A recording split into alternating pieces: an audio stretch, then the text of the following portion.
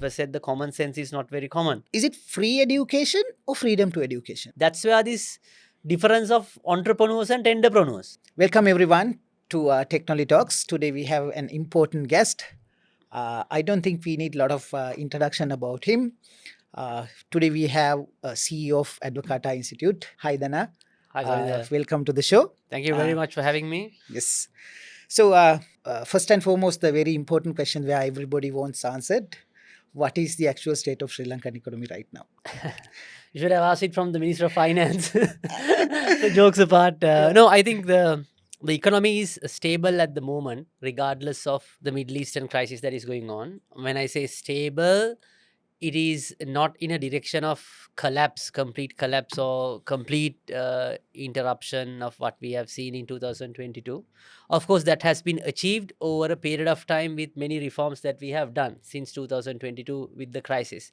But of course, it doesn't mean that everything is also rosy and doing really well, because these external shocks are going to impact us. At the moment, we have about a 900 billion sort of a surplus in the primary account, which is like a buffer that we can use if there's an external shock. It doesn't mean that we don't have a budget surplus. Of course, we spend more than we earn. Yeah. But when you exclude out of that expenditure, a lot is going for interest payments. But when you leave that interest payments out, we have a bit of a surplus, which is a reasonable cushion. So we are not that bad, but it doesn't mean that we are in a very comfortable position. I would say we are in a position, we have a little bit of buffer to weather an external storm at the moment. Okay. Previously, we really did not have anything. Okay. So every external shock ended up in quite bad shape. But it all depends on the length of the war. Yes. We have entered the second phase. Our scenario planning was whether it can be finished within 30 days. Now that window has gone. Now we're almost about 38 days. Almost about 38 days. So the next window would be like 3 to 1 month to the next 3 months. If it goes for the next 3 months, likely it will be sort of a global recession.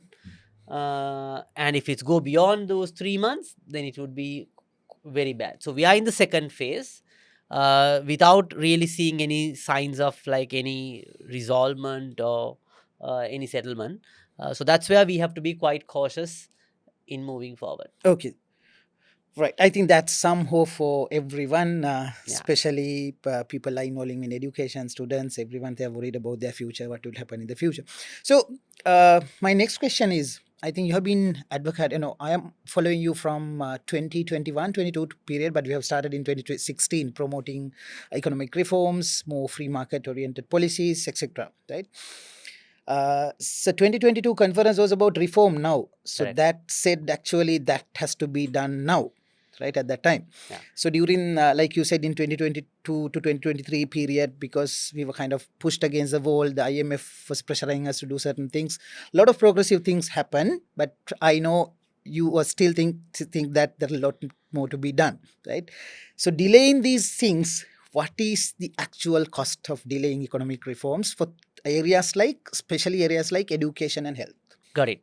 Cost is for simple anecdotal purposes. Imagine you wasted 10 years of your life doing absolutely nothing, like 10 years of your life in your matured life. Yeah. Okay, when you're like, from, when you're 1 year old to like 10 years, probably it's a lot. So if you're wasting 10 years of your life, that's the cost of not doing reforms. So you can't get it back. You can't get it back. I'll give you a quick example. Now, our per capita GDP in rupee terms in 2018, now we are in 2026, we really haven't achieved our 2018 level after the crisis. Okay. Right. So that means 2028, now probably it will be 2027, 28 when we reach back, is 10 years of lost value. Okay. And especially this becomes severe if you know a little bit of child development. If that losses in the first 10 years of your early childhood, the damage would be much greater, because that if your foundation is not right, that is going to have multiple repercussions even after So that. that's where most of the global experts say that early childhood education period, that's where the more investments and everything should be in place. That's the Absolutely. foundation. Exactly. Yeah. So that is the cost, because we are a developing country. We have a lot of fundamentals are not right. So the more that you take time, it's like not investing on your early childhood, on your terminology, on Yes. early, you know. Yeah. So that is going to have multiple impacts even when you had like, you know, late adulthood. Is the cost, and that's a figure that I provided.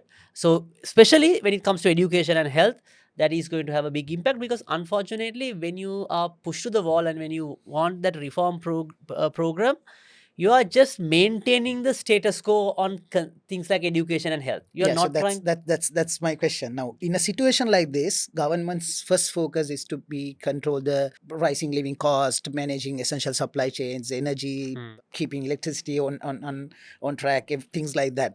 So then, how important would be the education and health, or maybe in other words, how much time, effort, the finances that they have to focus on things like education reforms, health, those structural changes. Yeah. So exactly. So the challenge is this education system has been coming for ages. So people go, especially when there's external crises, when your finances are not in the right place, it basically you go to that comfortable zone or like mediocre mode. Yeah. You know, it was said, no, the comfortable zone is the most dangerous zone. Yeah. You just let things happen. Your system is there. You just continue to do that. Same teachers, same syllabus. You just running it as it was used. I mean, as it was before.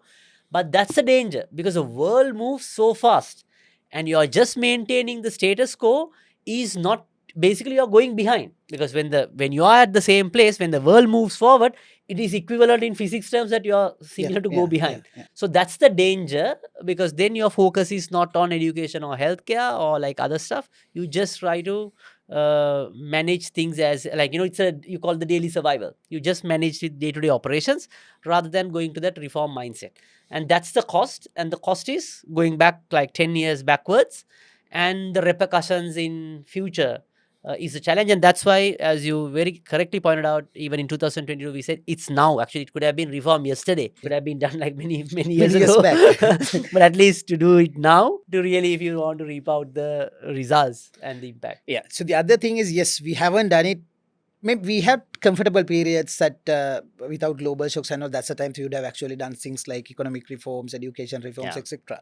But on the other hand, especially in Sri Lanka, if the Sri Lankan state per se, in terms of number of SPUs, we are bigger than Amazon, right? We are running from sugar to cashew sales to running airlines to everything possible, where we haven't given enough priority to education, because education for it's kind of an integral part of the economy as well. It's your human capital, because it's kind of a asset which can generate revenue to the economy, right? Correct. So how do you see like that prioritizing the items in the government agenda or the state agenda? Very valid question. I've been trying to convince and educate on like how a framework to think For about last it 10 years. for That's the what last 10 years. I hope I have been succeeded in some ways, but still there are a lot convincing to be done. No, I think people need to understand the role of the government, because a lot of people think the role of the government is to do businesses. Yeah, whereas it has to be in policy making and regulatory, etc. Exactly. Yeah. Their role has to be on policy making and setting up the regulatory framework whenever which is necessary.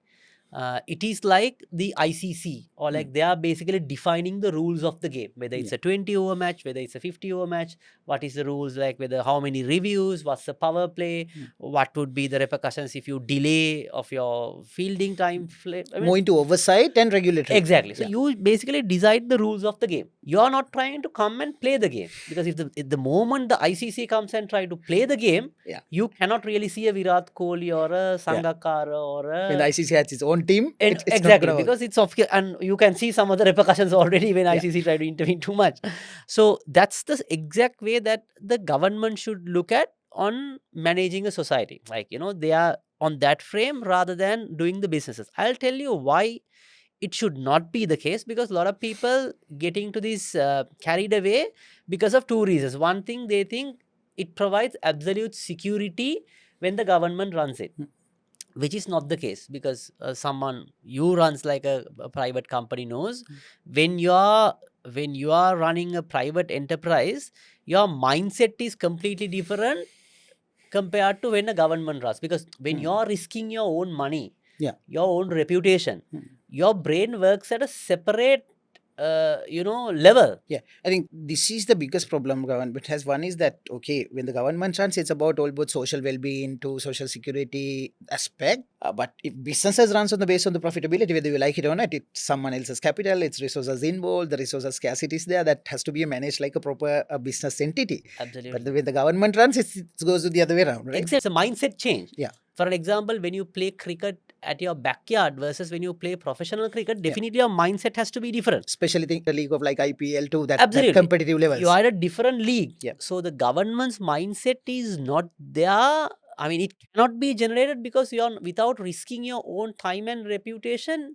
You really cannot get to that mindset. Yeah, it's not a friendly match anymore between friendly parties. Friendly parties. It's a very competitive. Then the question comes, the other reason that a lot of people get carried away, okay, then they find out, okay, in Singapore, there'll be one business that the state runs. In UK, there, and they say, okay, look, there are companies run by the government. Of course, it is.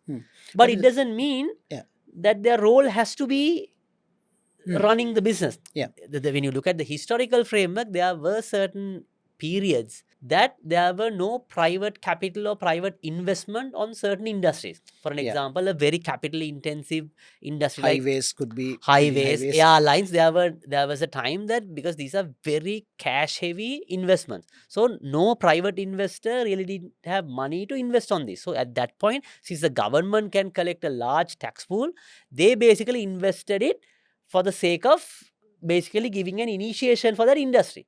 But a lot of countries, over a period of time after that initial investment, they slowly moved out and allowed the private guys to run it. Yeah, even I think countries like Australia initially built highways on their own capital. Now they're moving on to like these renting models, giving to private party to run it and pay it back, etc. Exactly, BOT models and different structures. So what? But if you are going to stay there forever, you are basically making not making the right decision. And you don't have enough funds to allocate to even to a new project. Absolutely. Your finances are limited. Absolutely. Yeah.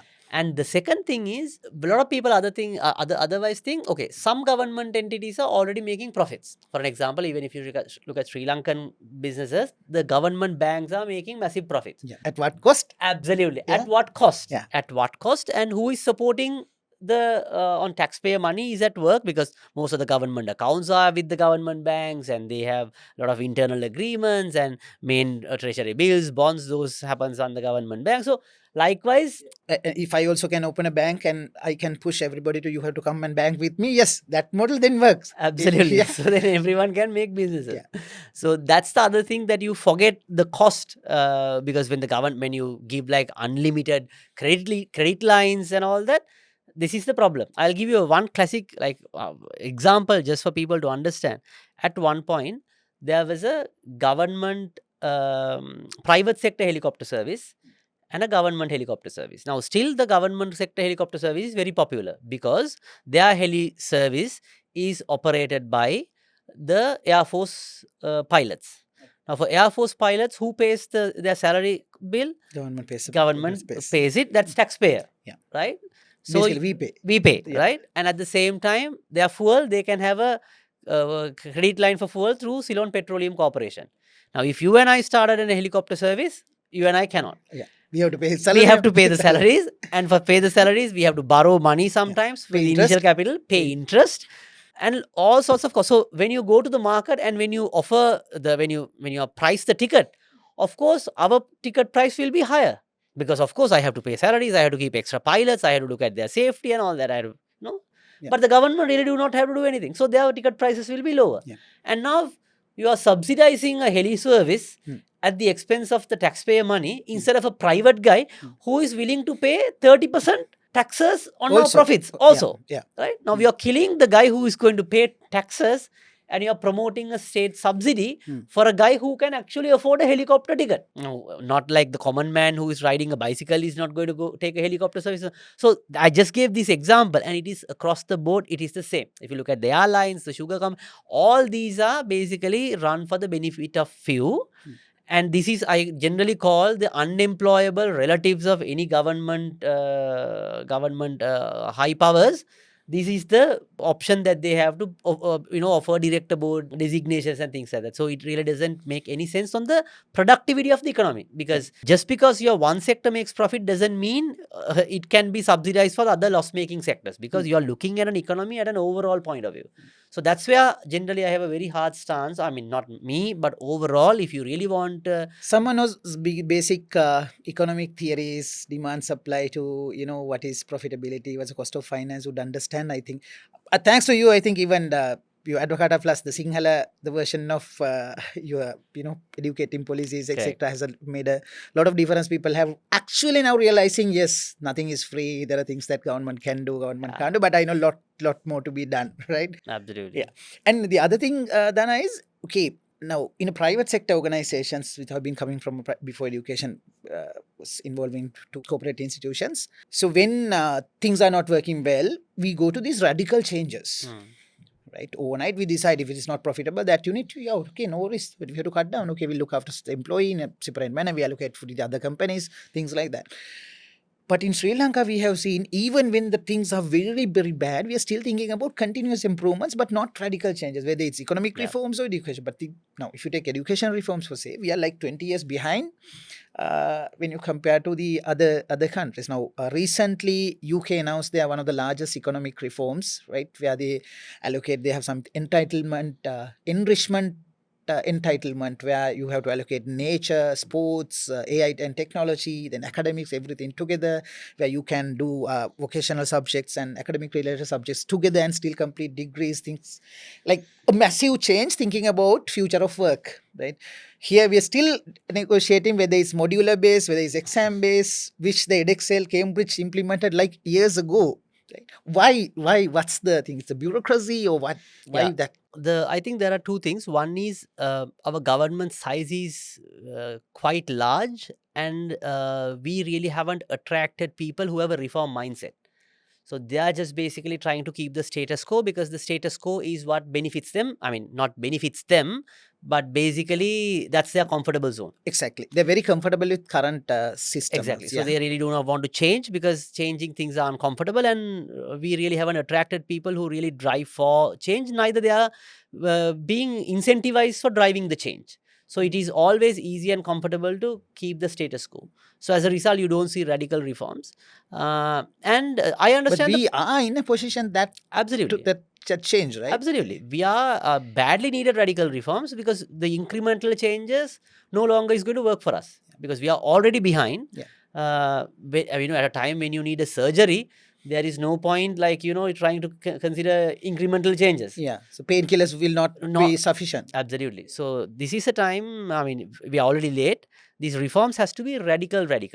And I think there's a space. And it will be politically, it will be challenged. There'll be a lot of people that say that no, this is bad, this is good, but still someone has to take the control and do it, right? If not now, when? Exactly. I have a different view for that, Saminder. So basically, if you don't do the radical reforms, that would be politically costly, because the moment that you delay things, it will come to you one day. Exactly, it's coming to you. It is always sooner easy. than you think. Exactly. When you won an election, when you have that political capital, you just do the radical reforms at the beginning. So then you see the results of those reforms to the latter part of the. I think this is exactly what happened in 1991, the Indian economic reforms. Absolutely. Right? They came into power, they had the chance, they did it, and 2 years' time people saw the benefits coming in, and they won again, and they're running, and they have come to a very competitive position in the global landscape. Absolutely. So this is the case.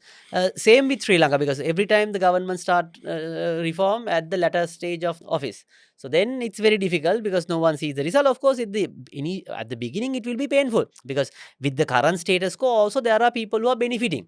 Of course, they are benefiting for their personal gain rather than as a societal gain, as a nation. But when the nation grows is where everybody, I mean, get a better, a larger size of the pie. So that's where we need radical reforms, and we have to do reforms across all sectors. In digitization, on education, economics is our area. There's a lot to be done. I think we have spoken about it extensively. Tax reforms to SOE reforms to bankruptcy laws to competitive laws. all those things needs to brought in, and that also comes with an education element, which you often speaks about, and even the economics of the education. Like one thing that we have been basically speaking, look at the asset base of our entire education system, which is only utilized from out of a 24-hour day for about 7 hours. I think I have the right question for you to answer. Right. First, we'll say, is it free education or freedom to education? Generally, we stand for freedom for education, because free doesn't necessarily mean it's free. Someone is always paying for it. Now, if it is free, actual means of the word of free education, if that's so, how come we have a large tuition industry? Exactly. So something somewhere radically wrong. Absolutely. Right. And like you came to that asset based thing. Yes. Now, if you look at technology, is one area that you can think of to manage these, manage your resources very optimized manner. And for an example, right now, all the tuition classes are online, right? They're managing online, and we have sometimes some classes 10,000, 20,000 students in one class and accessing the entire country. Whereas we have schools, maybe 10 students to 50 students, schools also there, right? And we are trying to manage everything, but still we haven't been able to do it in a more effective manner. Correct. And absolutely, you have a very valid point. Now, coming back to the role of the government, actually, if the tuition masters are good, the government what they could have done is to change the rules of the game and provide the necessary content, because they will teach anyway. It in a better sense. You even pay them like 2,000 rupees per student. Pay them, go to that bio class, go to that chemistry class. Exactly. Right. Exactly. So then, because if they are good at teaching it well, what you need to do is feed the right content, because ultimately they are teaching what has been recommended by the educationalist. Yes. So that the government can take a lead, and then you can set the rules of the game rather than. So these are like basic things that anyone can understand. What I can't understand is why. Why we don't have that change mindset. As it was said, the common sense is not very common. So okay, that may be the reason. Right. So yes, so that's one way to think about it. But again, at the same time, there can be, again, it doesn't mean the market system doesn't mean that you don't take care of the most vulnerable, the poorest. Of course, there is a social safety net aspect, because a lot of people get the misperception. Because I think, from my understanding, from the books that I have read, if you take Scandinavian countries as a best education system, but the economics runs in a very free market oriented way, even though people have like a misconception, no, they are like very kind of socially, not really. Because I think the free markets look after vulnerable parties better than the so-called the populist mandate. Absolutely. Actually, the market system is pro-poor. Not many people realize it. Yes. The market system is what pro-poor. But when you are, the cronies' agenda is to boycott the market system. Because then you can create that cult. Exactly, create that cult. License right system. Exactly. That's where you make money. The cronies make money through licenses, through political connections. The market system is an open system where anyone can come, contest, and offer a better product and a quality product, or it could be lesser in price, customized. Exactly. And because that's where the successful people came through the market system, purely because of the competitive advantage that they have. Those who really do not have the competitive advantage are the one who really made deals. That's where this difference of entrepreneurs and tenderpreneurs. Right? Entrepreneurs always come with the market system, because otherwise they're ready to take a risk and compete. Exactly. Otherwise you can't be in the market. Right? But the tenderpreneurs are the one who basically make money out of jigging the system. So that's where we have to be quite cautious, and that's where market system is pro-poor. Actually, that's the biggest asset the poor people can have, because even if you look at why our parents tried to give us good education and all that, to have that competitive advantage that you become competitive and run it.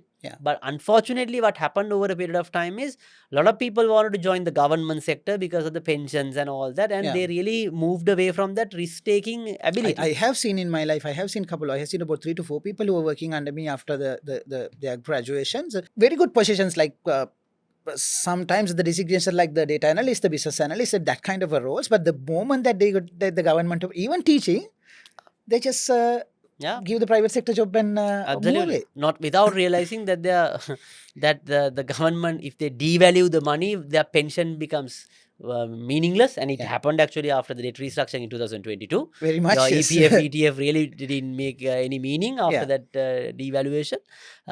So even we really don't have that financial sense to understand. I mean, if you invest in a better insurance or like a, if you have an investment plan, Yeah. actually you can get a better return after you're reaching the age of 55. So we really don't know that basics of it, and that's one reason why we are slow for reform, why we are not thinking on that aspect. But the other side, the flip side is, I think people in a way realizing it, and that's one reason probably a lot of people migrate, not because of Yeah, that's the other problem, right? Like, I think we were not very pro on private education, the foreign universities coming and placing, like, creating branch campuses here. Yeah. So you're kind of against that. Now what happens is, since we don't have proper economic policies, young generation, even my son, he wants to, after A levels, he wants to move out. Right, this is the same case for most of the middle class, upper middle class families in the country. So they want their kids to go somewhere, and sometimes not the most successful way of doing it, but they still want to go. But the cost is, I think we are sending out more than $2 billion for subscriptions, tuition fees to, if you take CIMA to SIM to AB to PSN to OTHM, all these foreign education firms operating in Sri Lanka, we are paying thundering royalty fees to UK and some other countries, right? Yeah, So absolutely. And the other funny thing is, everyone who says that they cannot compete and they want protection here Yeah. are trying to migrate to UK and US and all over the world, and they are competing with the entire world. Entire world, of course. Because Yeah. when you're in London and New York, you can't say no. I'm only competing with Sri Lankans here. I mean, Yeah. entire world comes there. Yeah, not only Sri Lanka, Sri Lankan versus UK. Not only Exactly. that, so there have been so many communities. Yeah, exactly. So these are quite cosmopolitan cities, and so that's where we have to realize that it's a competitive environment, and competitive environment also offers a lot of choices, because Yeah. sometimes people have that fear. Okay, I may not be good enough to compete. No, I mean, you are good enough to compete, and there'll be a niche always in the market. When you offer something, you will be good at something. And the This is world something evolves. that nature about the market. I think you have mentioned something on with the interview or something with Lanka Talks, that even with AI, we can't compete the same way the other countries are competing. We have to find our niche, Correct. right? Because we are not very technically competitive, or technically we don't have a lot of infrastructure. Correct. In our environment, can we do something like? No, absolutely. Yeah. Because, we are far behind in terms of the technological, the fourth industrial revolution. So our challenges are not the AI. I mean, there are AI challenges. Yeah. But how we need to find out is our own territory, how we can compete. Because with Maybe travel and tourism would be good. absolutely, there'll be areas. multiple other industries. Of course, you can use AI to improve your productivity, but there will always be a niche area that we can find ourselves. And with AI, in my view, I mean, when the industrial revolution happened, a lot of people were worried about again the jobs, because a lot of the laborer jobs were replaced by the machines. Yeah, but this time it's the other way around. It's This other time way it's around. coming from white collar. Exactly. Yeah. So this time the white collar jobs are going to get replaced. Yeah. The real skills may have a higher demand, because people. I can give you some facts. If you take the World Economic Forum, every 2 years they publish a report called Future of Work, right? So last report came in 2025 January. Next one is coming in 2027 January, right? Which should be very interesting.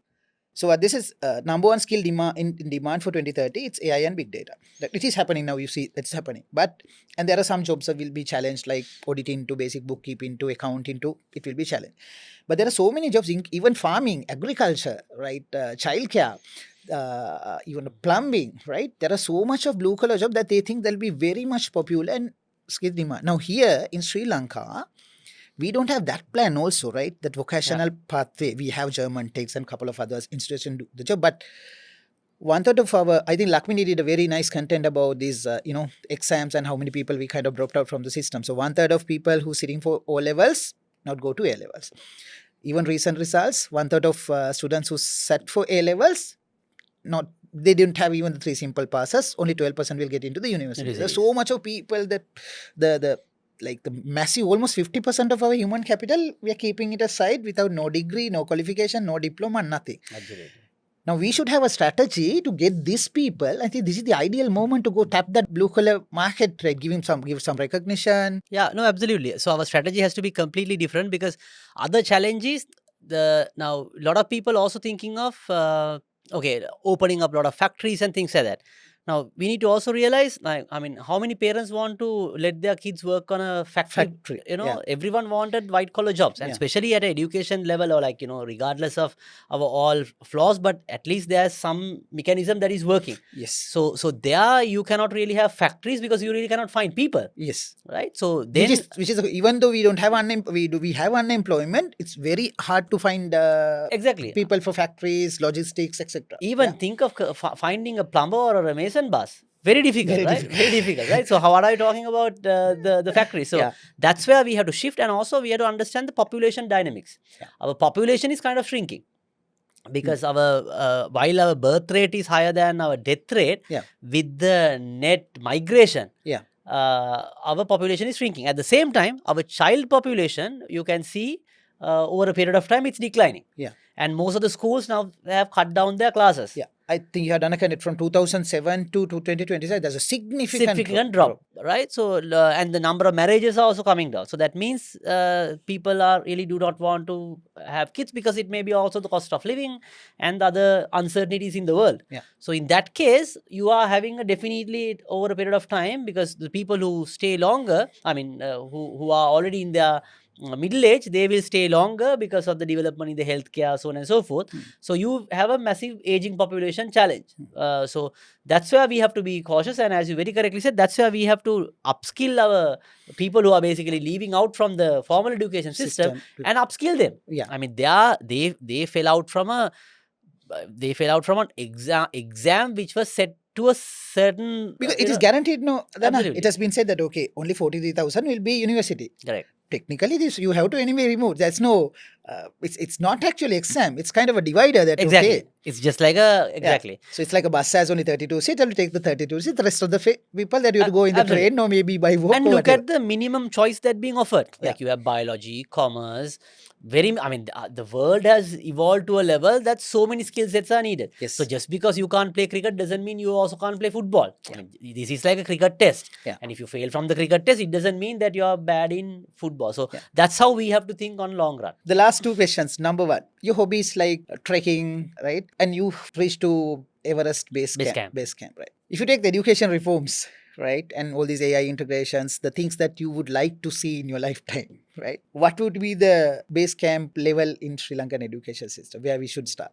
I would say opening up for foreign universities on all subject streams, including medical sciences, is the first thing that we need to do.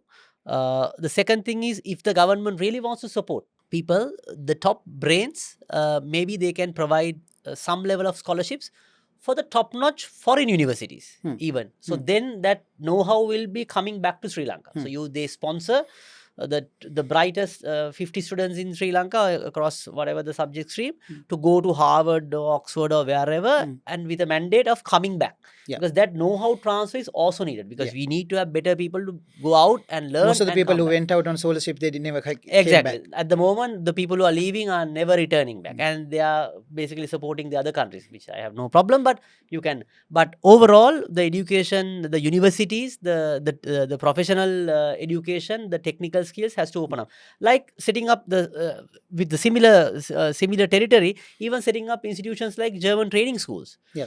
Which provides the technical skills, which a lot of people who are now earning very good salaries, income overseas for these technical skills are the people who got trained from the German training schools. Of course, they got the PR on those countries, but I mean, in certain jobs, I think they are making much more than a private sector corporate white collar jobs would make. Absolutely. A lot of people claim about these remittances and all that, and people think these remittances are now being sent by the domestic female that was supporting in Kuwait and Abu Dhabi and all. It is not. Now about 50% is male skilled people who are migrating. So that's where we have to be. That's my probably the Everest Base Camp movement in education reform. Okay. One final thought. This is for the audience, the youngsters who are in final stage of their education. What kind of personal advice that you can give? Because everyone is very curious or maybe confused about what will happen to Sri Lanka. What would be the challenge at how can I find a job? Like one single message for them to give some hope. In my view, the education is all about understanding how the world operates.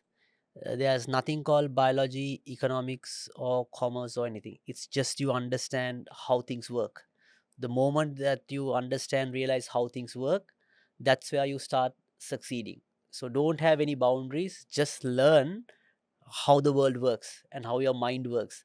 Then you start seeing moving forward. Okay, thank you very much, Jana. This was a quite insightful discussion. I think this discussion deserves another second episode. Maybe we'll see you in about 3 to 6 For months' sure, for time. sure. Okay, thank you very much for joining us. We'll see you at the next episode.